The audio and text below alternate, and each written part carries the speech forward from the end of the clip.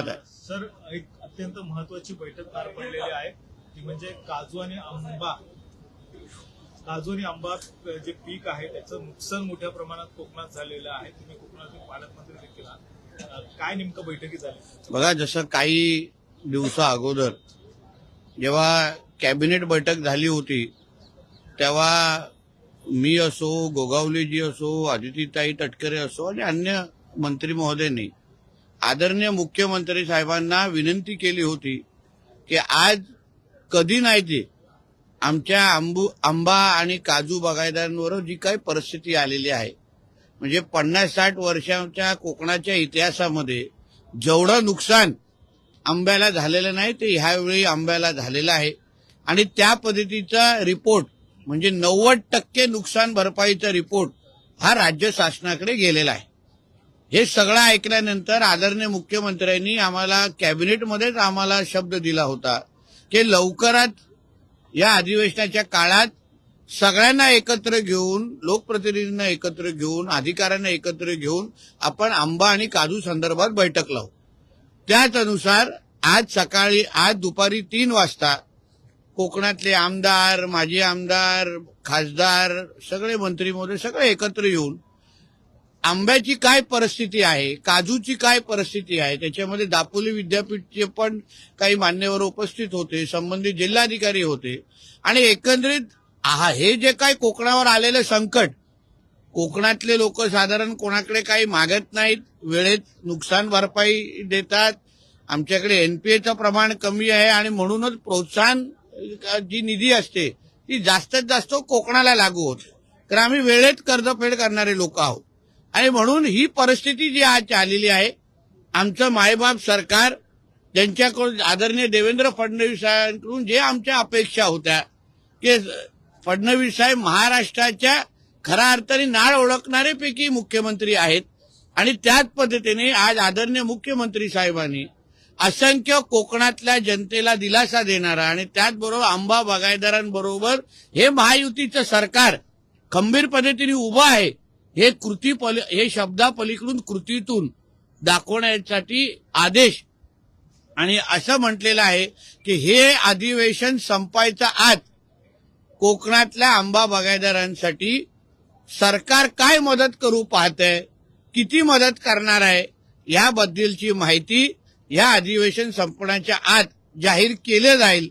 अशा पद्धतीचा दिलासा, ताकद कोकणाला आमच्या आदरणीय मुख्यमंत्री साहेबांच्या नेतृत्वात झालेल्या बैठकीमध्ये मिळालेली आहे.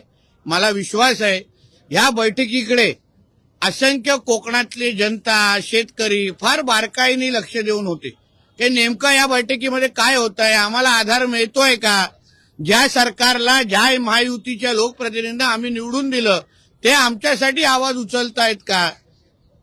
त्यानुसार आमच्या आदरणीय मुख्यमंत्री, आमच्या उपमुख्यमंत्री पवार मॅडम पण होते आणि सगळेच आमचे मंत्रिमंडळाचे मंत्री होते, लोकप्रतिनिधी होते, अधिकारी होते.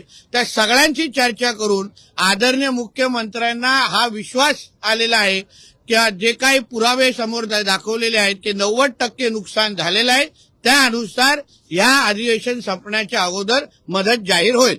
सर, यंदा कोकणामध्ये आपण मोहर जो आहे तो मोठ्या प्रमाणात आलेला पाहायला मिळत होता. यंदा जास्त प्रमाणात आंबे आणि काजू मिळतील अशी स्थिती जी आहे ती तयार झालेली होती, परंतु ज्या पद्धतीने निसर्गाकडून हा संपूर्ण घाला झाला आणि ही स्थिती निर्माण झाली, भरघोस मदत जी आहे ती दिली जाईल काय? बघा, जेव्हा 90% नुकसानीची माहिती सरकारकडे आल्यानंतर सरकार म्हणून हात आकडता घेण्याचं काही कारणच नाही, कारण का आकडे समोर आहे. सरकारी यंत्रणेच्या माध्यमातून जे सर्वे झाला, पंचनामे झाले, त्यानुसार सरकारकडे माहिती आहे. आता आदरणीय मुख्यमंत्री एकदा जवळच्या सगळ्या अधिकाऱ्यांशी, महत्वाच्या लोकांशी बसतील, बोलतील आणि ह्या अधिवेशन संपण्याच्या मदत जाहीर होईल, जेणेकरून ज्या आंब्यावर, ज्या काजूवर आमचं कोकणाचं अर्थकारण अवलंबून आहे त्याला मदत करण्याची भूमिका आमचा कोकणाचं अर्थकारण कुठे कमी कोसळता कामा नये, दरडोई उत्पन्नामध्ये त्याचा काय फरक होता कामा नये, त्या दृष्टिकोनातून मदत राज्य सरकारकडून दिली जाईल. सर, एक दुसरी महत्वाची बैठक आहे ती पार पडलेली आहे जलवाहतुकी संदर्भामध्ये, कारण की या अगोदर देखील जलवाहतूक काही ठिकाणी सुरू झालेली आहे. आणखी वाढवण्यासाठी हा प्रयत्न नेमकं कुठल्या भागातल्या हे जलवाहतूक वाढणार आहे? बघा, आमच्या आदरणीय मुख्यमंत्री साहेबांनी जसं मेट्रोचं जाळं इथे तयार केलं मुंबईमध्ये, तसंच MMR रिजनमध्ये त्याच्याबद्दल अगोदर पण मी म्हटलं होतं की MMR रिजनमध्ये मुंबई वॉटर मेट्रोचा प्रकल्प राबवण्याच्या दृष्टिकोनातून आम्ही काही महिन्या अगोदरपासून पावलं टाकायला सुरू केलेली. मुंबई वॉटर मेट्रोचा DPR हा आमच्याकडे प्राप्त झालेला आहे. त्या अनुसार आदरणीय मुख्यमंत्र्यांनी ह्याची बैठकही घेतलेली आहे आणि या येणाऱ्या काही काळामध्ये, काही महिन्यांमध्ये लवकरच आपल्या मुंबईमध्ये मुंबई वॉटर मेट्रोचं जाळं तयार होईल. आपण मुंबईच्या एक भागातून दुसऱ्या भागा म्हणजे MMR रिजनमध्ये एक भागात ते दुसऱ्या भागापर्यंत जसं आज मेट्रोनी प्रवास करता, गाडीनी प्रवास करता, लोकल ट्रेननी जाता, तसंच येणाऱ्या कालावधीमध्ये जलवाहतुकीच्या माध्यमातून तुम्ही MMR रिजनमध्ये पर्यंत अतिशय माफक दरामध्ये पोहोचवण्याची संधी आणि प्रकल्प लवकरच कार्यान्वित करण्यात येईल. अजून एक छोटा विषय आहे की चिपी विमानतळासाठी आत्ताच कॅबिनेटनी 100% VGFची योजना जाहीर केलेली आहे. चिपी विमानतळामध्ये आता मुंबई ते चिपीचं विमान बंद होतं.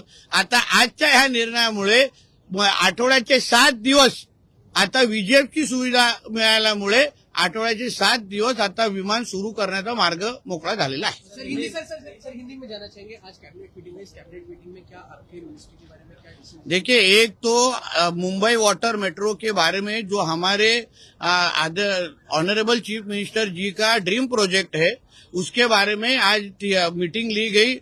उसका प्लान ऑफ एक्शन तैयार किया गया.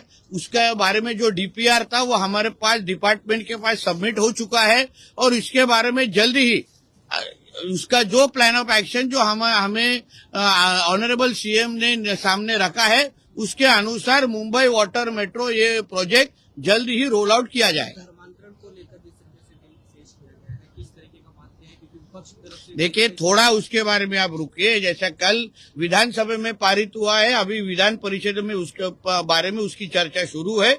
जब भी दोनों हाउस में पारित होने के बाद उसके डिटेल में उसके बारे में हम लोग बात करेंगे. जितेंद्र आव्हाड की जिस तरीके से उन्होंने स्टेटमेंट दिया है और इस प्रकार का आपत्तिजनक बयान दिया है छत्रपति शिवाजी महाराज को लेकर, क्या तो कल उसके बारे में उन्होंने माफी मांगी हाउस में. क्या हमारे जिस भूमि में, हिंदू राष्ट्र के भूमि में छत्रपति शिवाजी महाराज के बारे में बोलने की कोई भी हिम्मत कर नहीं सकता. जिसको भी उनके औरंगिया को, टिपिया को, के जो कोई हरे सांपों को खुश करना हो, पाकिस्तान के अब्बा को खुश करना हो, हमारे छत्रपति शिवाजी महाराज के खिलाफ बोल के वो उनके पास पाकिस्तान में चले जाए, कराची में चले जाए. उनकी जगह ये महाराष्ट्र में और ये हिंदू राष्ट्र में नहीं है. प्रियांक खड़गे